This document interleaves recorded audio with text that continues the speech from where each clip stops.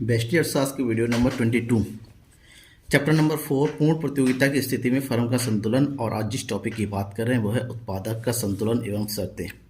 उत्पादक कब संतुलित होता है और संतुलन की कौन कौन सी मुख्य शर्तें हैं, ठीक है ना। सबसे पहले हम बात करते हैं उत्पादक की, उसके बाद हम बात करेंगे संतुलन की और उसके बाद करेंगे संतुलन की शर्तों की।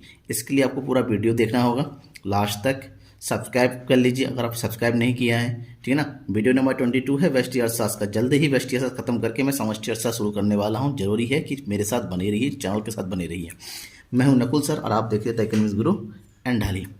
उत्पादक क्या होता है? उत्पादक जैसे कि नॉर्मल किसी से भी पूछा जाए तो कहेंगे उत्पादक क्या करे, जो उत्पादक करता है, जो वस्तुओं को बनाता है, ठीक है ना, वही उत्पादक है। सही बताया कि जो वस्तुओं का निर्माण करता है वही उत्पादक होता है। यहाँ पर इकोनॉमिक्स के अकॉर्डिंग अगर उत्पादक की बात करें, उत्पादक किसे कहते हैं?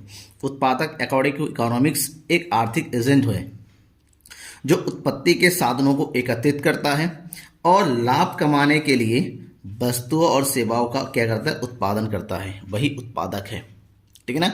एक किसान अपने खेत में गेहूं उगाता है, मार्केट में बेचता है, पैसे कमाता है, अर्थात लाभ अर्जित करता है, आय अर्जित करता है, तो वो उत्पादक है, ठीक है ना। एक कारपेंटर अपने यहाँ पर जो है मेज चेयर वगैरह बनाता है, मार्केट में बेच देता है, पैसे कमाता है, उत्पादक है। यानी कि प्रत्येक व्यक्ति जो लाभ अर्जित करता है और साधनों को एकत्रित करने के बाद वस्तुओं का सेवाओं का उत्पादन करता है, हम उसको उत्पादक कहेंगे। और उत्पादक का प्रमुख उद्देश्य होता है अधिकतम लाभ कमाना। प्रत्येक उत्पादक लाभ कमाना चाहता है और लाभ कमाने के लिए चाहिए क्या? इससे पहले आपने पढ़ा है लागत के बारे में और आगम के बारे में। अधिकतम लाभ निकालने के लिए फार्मूला होता है लाभ बराबर आगम माइनस लागत। इन दोनों का जो अंतर होता है उत्पादक, उसके बीच में मैक्सिमम।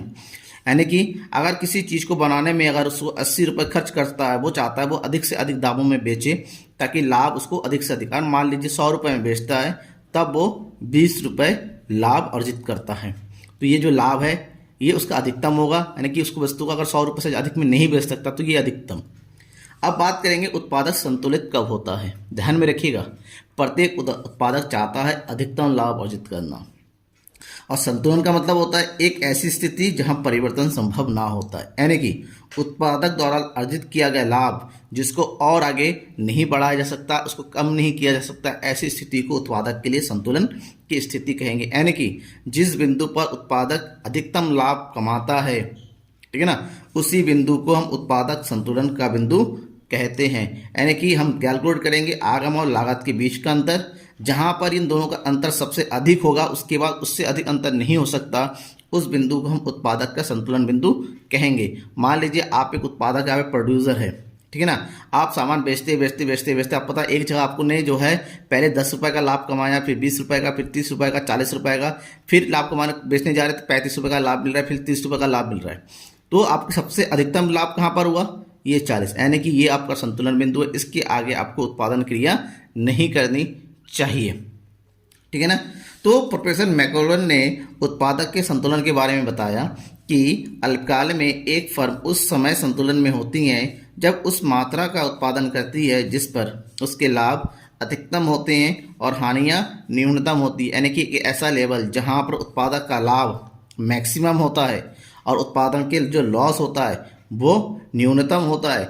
ऐसी स्थिति को हम क्या कहेंगे? उत्पादक के लिए संतुलन की स्थिति कहते हैं। और अगर बात करें पूर्ण प्रतियोगिता में उत्पादक या फर्म के संतुलन की, तो संतुलन की जो है प्रमुख 2 शर्तें होती हैं।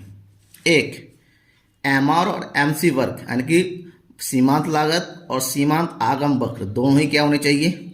बराबर होने चाहिए, ठीक है ना। दूसरा सीमांत लागत वक्र सीमांत आगम वक्र को नीचे से काटा जाना चाहिए। यानी कि इसको अगर ग्राफ के थ्रू हम दर्शाएं तो यहाँ पर ये पूर्ण प्रतियोगिता में एमआर और एमसी बराबर होने के कारण ये हमेशा एक्स एक्सिस के क्या बनेगा? समानांतर बनेगा, बिल्कुल पैरेलल बनेगा। वहीं पर अगर हम किसकी बात करें, दूसरा कि एमसी और एमआर वक्र जो होता है, ठीक है ना,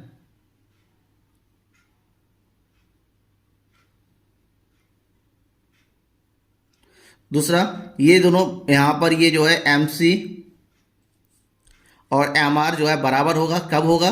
जब एमसी वक्र बनाएंगे यहाँ पर, ये इस वाला बिंदु यहाँ पर, ये अगर एमसी वक्र होगा, देखिए यहाँ पर एमसी और एमआर क्या है, दोनों बराबर होता है, ठीक है ना। और आपने इससे पहले ही पढ़ा है कि पूर्ण प्रतियोगिता में जो एम आर वक्र और उसका ए आर वक्र दोनों क्या होते हैं, आपस में समान होते हैं। तो जिस बिंदु पर देखिए यहाँ पर भी ये जो बराबर हो रहा है, यहाँ पर भी बराबर हो रहा है, लेकिन ये बिंदु जो है प्रारंभिक बिंदु है, इसके बाद उत्पादन क्रिया शुरू हो रहा है। लेकिन यहाँ पर क्यों? क्योंकि यहाँ पर जो है आगम और लागत के बीच में अंतर है, ठीक है ना, यानी कि लागत कम